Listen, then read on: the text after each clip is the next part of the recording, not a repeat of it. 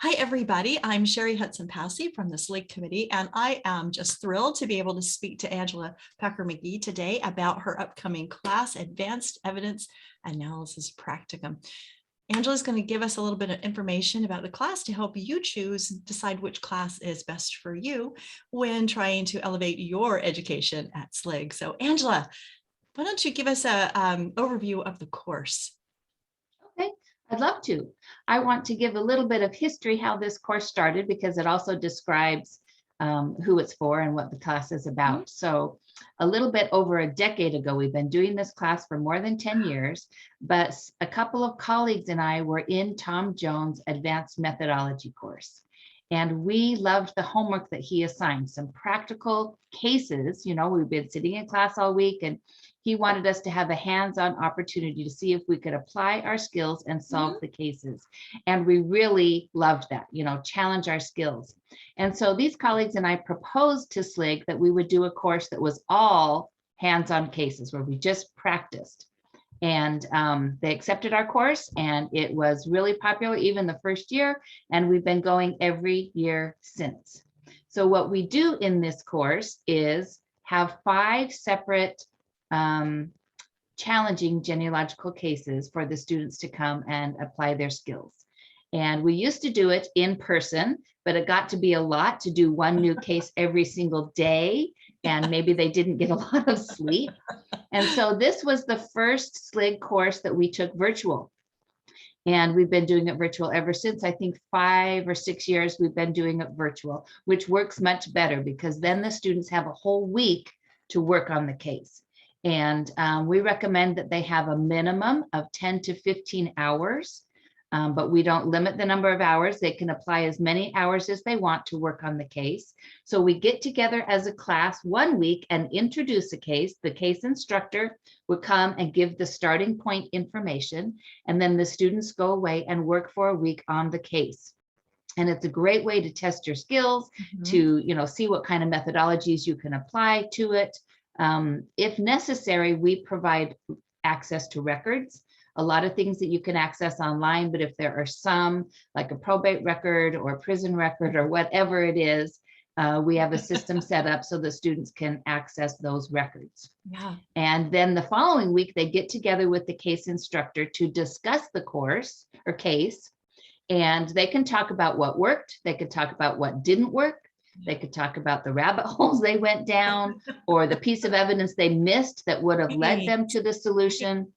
You know, it's just a really good way to see how other people approach the case. And then the instructor will provide their solution to the case. Right. And we love it when the students solve the case, right? It's really exciting, but that's not the sole goal.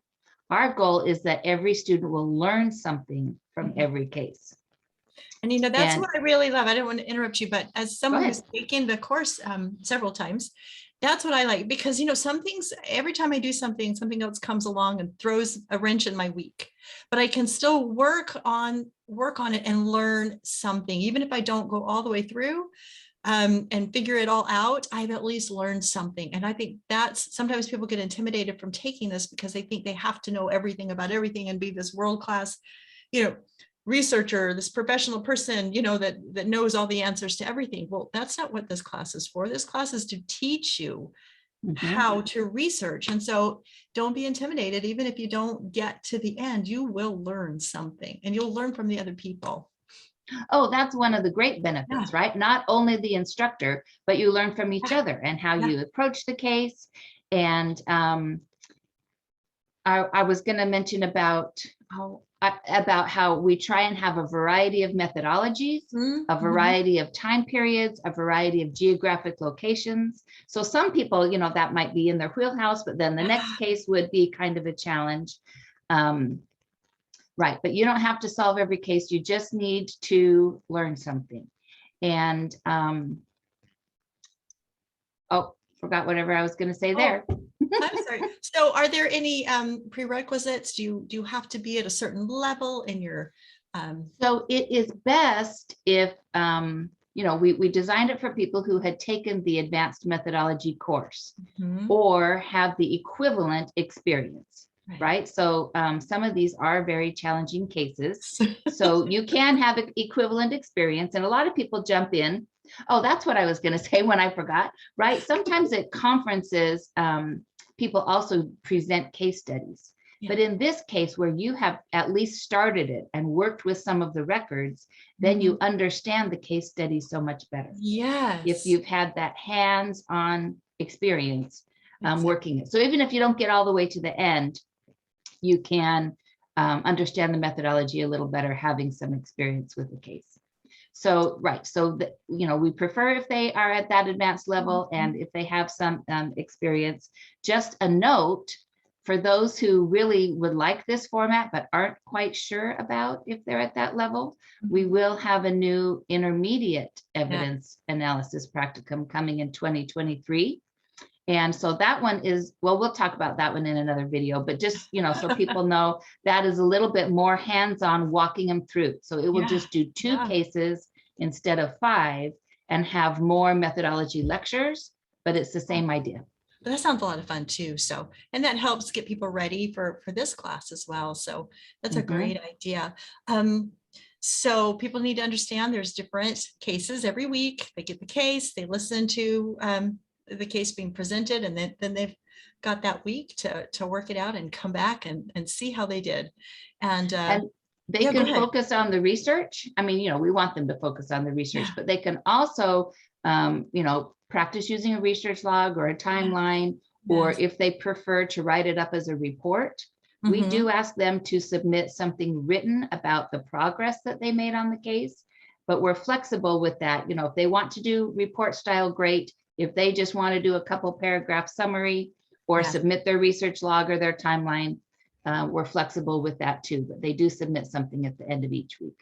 Right. Another thing that I found very, very helpful was that people will share their reports and how they solved the case. Some very brave souls. Yes, and I appreciate that so much, right? Especially if they did it report style, because then the students not only learn from the instructor's written summary, but they can learn from each other and different approaches about how to write that up or how to put it in a research report, or just the step-by-step what they found. So we do really encourage, it's not mandatory for those who aren't comfortable, but we encourage it just as another way of learning from each of the cases. And it is, because when you see how other people approach, you might have never thought to approach it, and you might see something that really resonates with you and you think, oh, that would have been so much easier.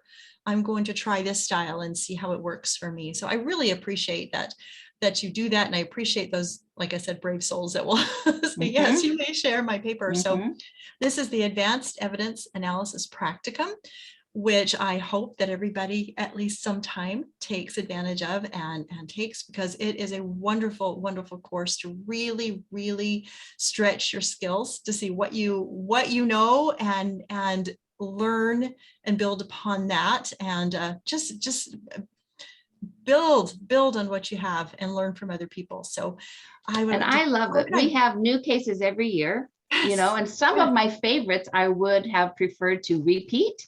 But there are some students who come every year, right? Back for the challenge and new cases, new locations. And so it's a different course every year with different instructors. It really is. I've taken it a couple of different times, and it has been more than 2 times. And it's been different cases, and I've learned something new every time. So I appreciate you coming and letting us know about this class. And we hope that this will help you to understand about what this class is all about, and help you make a decision on how you want to elevate your learning at SLIG. So with that, I'd like to thank you for watching, and we hope to see you at SLIG. Thanks, Angela, for being here. Bye, everybody.